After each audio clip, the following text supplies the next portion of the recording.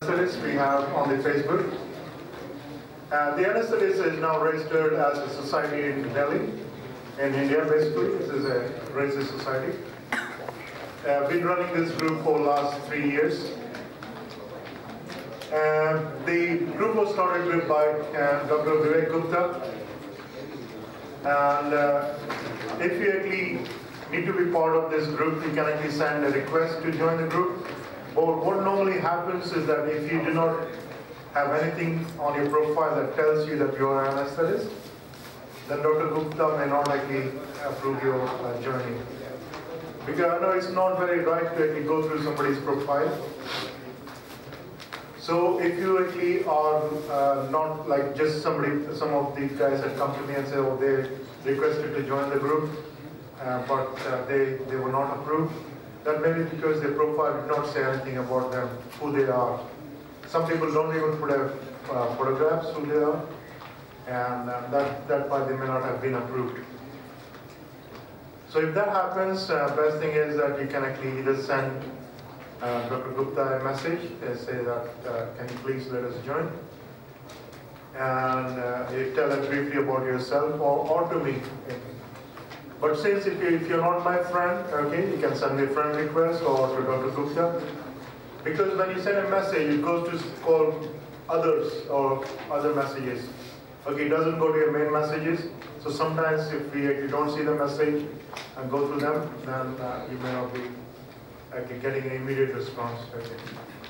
And so if you want to join, either you can actually leave a small slip with me, okay, or give your visiting card if you have, and just send a request. I'll make sure that you are able to join the group.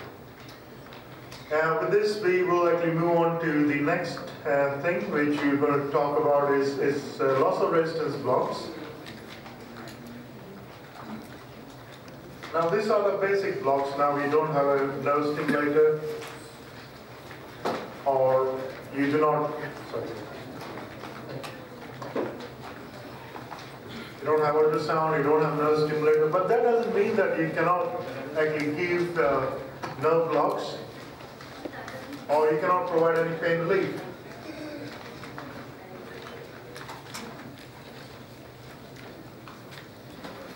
Let me just fix this, make it go over here.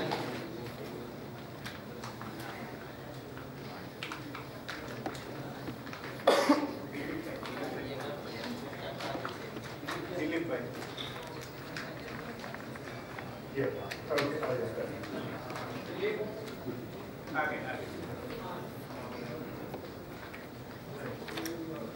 So we're going to talk about loss of resistance block, and each of your booklet would actually, sorry, or your pack would have a booklet, so a lot of the information is there in that. And I had actually written an article, I think it was 2011, it's an open access article on it was called loss of resistance nerve blocks. I was requested to write an article, and at that time it was very fashionable to talk about ultrasound. Well, I thought, how many people actually have access to ultrasound? And even those people who have, especially even in UK, those people who have access to ultrasound, a lot of them still don't use it. There's still like a lot of people I know who actually still go and use peripheral nerve stimulation. And some are still even scared of using the nerve stimulation, and they still rely on morphine or fentanyl or whatever opioids they have. But by using the simple blocks, you can actually reduce the requirement for opioids markedly. In my orthopedics practice, I have not used opioids for the last 12 years. If I use nerve blocks, I don't even use morphine, don't use fentanyl. Okay, we can get away with opioids at all. And we do very complex work. We do limb reconstruction work. Like these patients come with, surgery's been done wrong, they have the metal work taken out, bones chopped off, and a cage put in, laser frames kind of thing, and tailor special frames and whatnot. These patients actually don't get catheters, they don't get opioids, and they are fine with nerve blocks. So if you can do nerve blocks, you can actually get away with a lot of things. And patients are happy, they are walking the next day. Okay. So looking at the needle blocks, the first thing we need to know is about needles, what kind of needles we can use. We need to know something about cushion effect. This is something which is very, very important. This again we described long back in one of our articles. Okay, obviously it wasn't labeled as the cushion effect. It was actually describing a new technique for iliodental nerve block. And there we had mentioned about use of what is cushion effect. And then obviously we discussed some of the blocks. There are commercially available loss of resistance needle. And unlike your normal hypodermic needle, which is actually very sharp, these needles are short beveled. So if you look at the thing, they are very short beveled, unlike the sharp. Okay, so you don't pierce the skin as you go. Okay, if you do that, you would require high resistance. You can obviously use some of the needles which are available to us. You can actually use spinal needles with introducers to use something called needle through needle technique, or you can actually use a simple needle you have. Just a hypodermic needle. Obviously, for doing deeper blocks, it might be difficult. And for simple blocks, you can use it for iliodental blocks, for facial block, loss of resistance block for the cervical plexus I was describing. These needles can be used. So how do you actually convert a sharp bevel needle to a short bevel needle? Okay, the technique is very simple. This actually gives you a lot more control. There are different ways. You can actually, like I was showing an ampule, you take the ampule and you scratch it from inside. Keep scratching it till you actually get the tip actually bending. But this is actually a very easy technique. So what you take a bigger needle, put the sharp end through that, and you just bend it. And the more you see, you actually see the beaking. Okay. This we call parrot beaking. This is shown from the other side. So the beaking should be towards the opening of the needle. Okay, towards the heart. And this is on myself. Okay, you can see how much indentation I'm actually providing. Okay, if I actually used a hypodermic needle, it would have gone through my skin. Okay, this is on my hand. Okay, you can see that. Can you see the indentation? Okay, this is a hypodermic needle which has been blunted. Okay, it doesn't go through the skin, doesn't break that easily. So you can make it yourself. I think this is showing the same thing. So you just need is a green needle.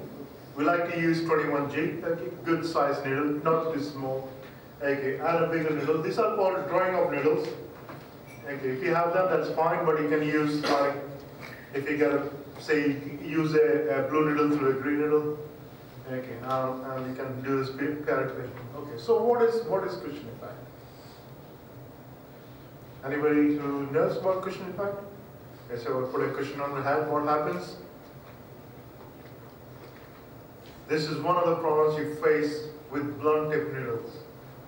Okay, blunt tip needles actually give you a nice pop, but also they cause the cushioning effect. Okay, this is what this cushioning effect is. Okay. What's happening now is that you are actually approximating the tissue. Okay, you're having to apply a high force. When you apply a high force, you actually bring tissue. So the skin has actually come in close proximity to the fascia. So when you actually break through the skin, you already gone through the fascia as well. And then say, oh, I wanted to feel 2 pops. Okay, so you try to feel the pop. Okay, you think, okay, you have only gone through the skin. You actually pop here, and deposit local anesthetic in the wrong place. And you say, I got 2 beautiful pops, but I got no effect. It didn't work. Okay, so that's what happens. This is where the cushion effect comes from. When your head hits the pillow, okay, it gets squashed. Obviously, it will depend on the quality of the pillow. Where did you buy it from? What it contains. But you will get a cushion effect, whatever it is. Okay, so whether you're thick skin or thin skin or perfect skin doesn't matter. You will get a cushion effect. And this is what I was talking about. So you actually have the needle. So how you obliterate this cushion effect? You get away from this. How you prevent this? So one of the techniques is to use needle through needle technique. Right? So you use a spinal needle. Spinal needle, especially if it is a bullet pointed or pencil pointed, are good. Obviously, it won't work with quinky. Quinkies are actually like hypodermic needles. But the introducers are sharp needles, so you introduce it through the skin. Don't put it too deep, just through the skin. And then you actually go through that. Okay, and you go. So you will feel a pop. You go on the fascia first, fascia. Okay, straight onto the fascia. You'll feel a resistance. You do a bounce. Okay, we'll show you tomorrow. Okay, how to feel a bounce. So you feel a bounce on it and feel a pop. Always feel a bounce. Okay, and then feel a pop. So it's always a bounce and a pop. And then you deposit the local anesthetic. Once you actually feel that pop, just show the pop and deposit local anesthetic. Now, how do you know that the local anesthetic is in the right place? You're assuming that you have felt 2 pops. Okay, you could be in the muscle, isn't it? You could be doing intramuscular injection. But if you're right in the space, it separates out. The fascia separates out, pushes the muscle away. So how do you know that it is in that space? Because that's where local anesthetic should be. Absolutely, disconnect. Disconnect the syringe, and you'll see the local anesthetic flowing back. If the local anesthetic is not flowing back, then you're in the muscle. You've done intramuscular injection of local anesthetic. What effect that will cause, I don't know. You might actually get some effect. Local anesthetic might have some central effects. You may be numb thoroughly. Okay, so again, this is just described. So go through with the soft, sharp introducer, go through the skin, okay, and then go through the fascia. Feel a pop as you bounce and pop as you go through the. Same thing, how do you use this parrot baking needle, which we described? Okay, don't go straight like I was doing. I was able to actually see that. So there is a technique to that as well. So what you do is, you actually do not introduce the needle perpendicularly. You go at an angle. Okay. So you're going there. Okay. So your tip is there. So it's pointing there. You go through that. You'll be able to introduce a sharp needle. All right. So you've gone through the skin. Then once you've gone through the skin, you actually increase the angle. Okay. So you're through the angle, through this, and then you're straight onto that, and you'll be on the fascia. Okay. So you change the angle. Go in, and you will be able to actually feel the pops very well. It's brilliant. I'm telling you, it gives you really good pops. So even then, blocks do fail. We have actually discussed some of them. Why do they fail? Okay. One is the failure to understand the surgical anatomy. Okay, you actually were doing a laparotomy, you said, okay, fine, I'll give you a tap block. Everybody talks about tap blocks. The incision is from zippy to the pubis. You got tap block and patient wake up in pain. Why would they wake up in pain? You had a beautiful pop. Dr. Singh described it. I did exactly like that. Fell the pop, no cushion effect, fantastic, local relief, flow back. Yes, still no pain. Oh, sorry, it's pain. Patient wakes up in pain. That's because you covered the infraumbilical part. Okay, tap block will cover your T10 to L1. But what about the top, from T6? Okay, either that you give a rectus sheath block, or you do something called a subcostal block.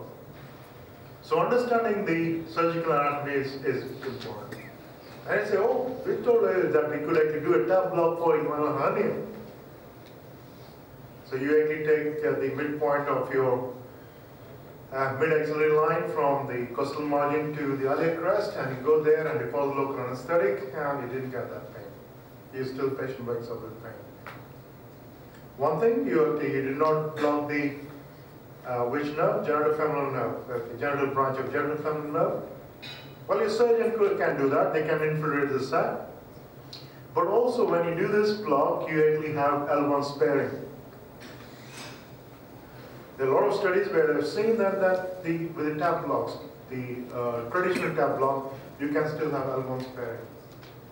So we describe that again. The elliptical block, all you need to do is you need to be very close to the